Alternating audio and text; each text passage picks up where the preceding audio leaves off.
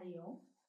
Welcome to this fresh morning of Dhanurmas, Margazhi month, day 12, and we are going into the prayer Tirupavil or Pasuram, sung by Anda in all her Bhakti Rasa.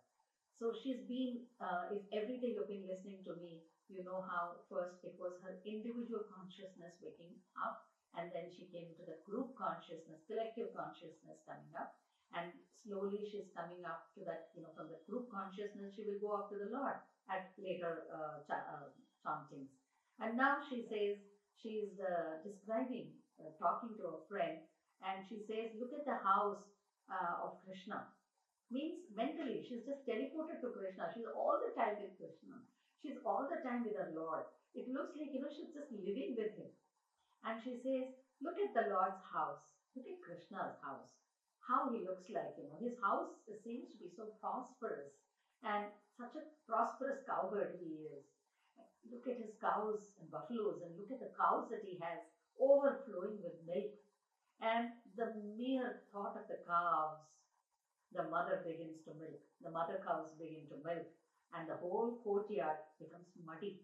Means milk just flows on its own. And the gopis, all the gopis around him are standing, playing around him in that cold dew. And they are singing the praise of Lord Rama. Now, why? Why are they talking about Rama? Because they are remembering Rama's great avatar, his presence, where he destroyed the king of Lanka, Ravana. So they are talking about that during this Krishna Avatara, and all this is happening. Don't you see that?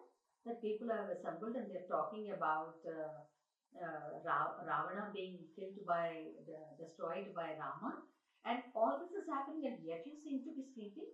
How can this be possible? You are just inside your room and you're sleeping. And they all are urging her to wake up. They say, wake up, girl, wake up.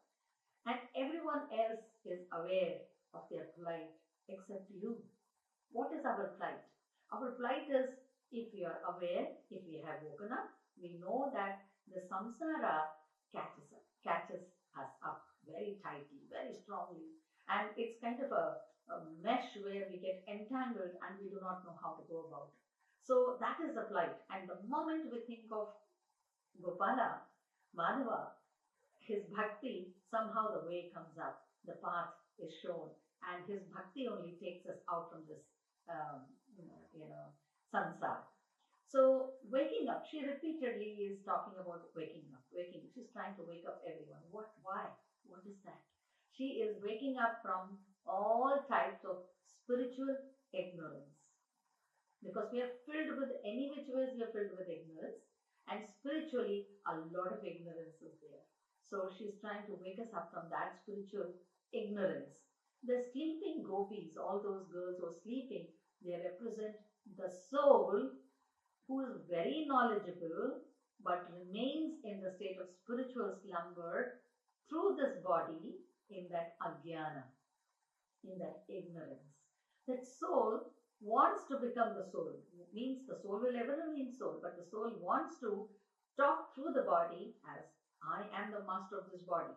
But then it remains sleeping in ajnana, in ajnanta, in ignorance. Why? Because it is clinging to the materialistic life. And the materialistic life is so strong, the cords are so strong that the person is not able to break that up. That is why this repeated calls, at least one of the calls will change us, so that repeated calls.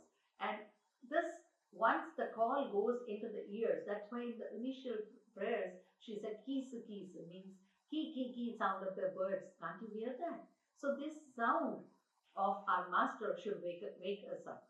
So that's when, when we wake up, we become realized souls. And that is what Anda is trying to do by her pasurams, by her prayers, by her bhakti rasa, that, we follow her path and we wake up as realized souls, what she did with her friends. And we get out of our great sleep, that Kumbhakarna sleep. And that because Otherwise, many lifetimes we will have to come. It's not 6 months, it will be many lifetimes that we will be coming.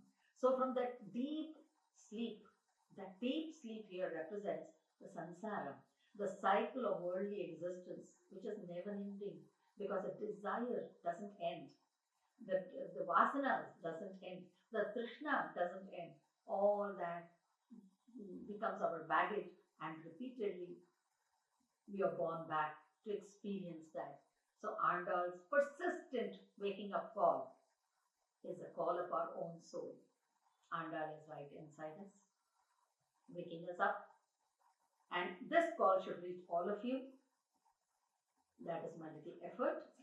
Hare Krishna. See you tomorrow.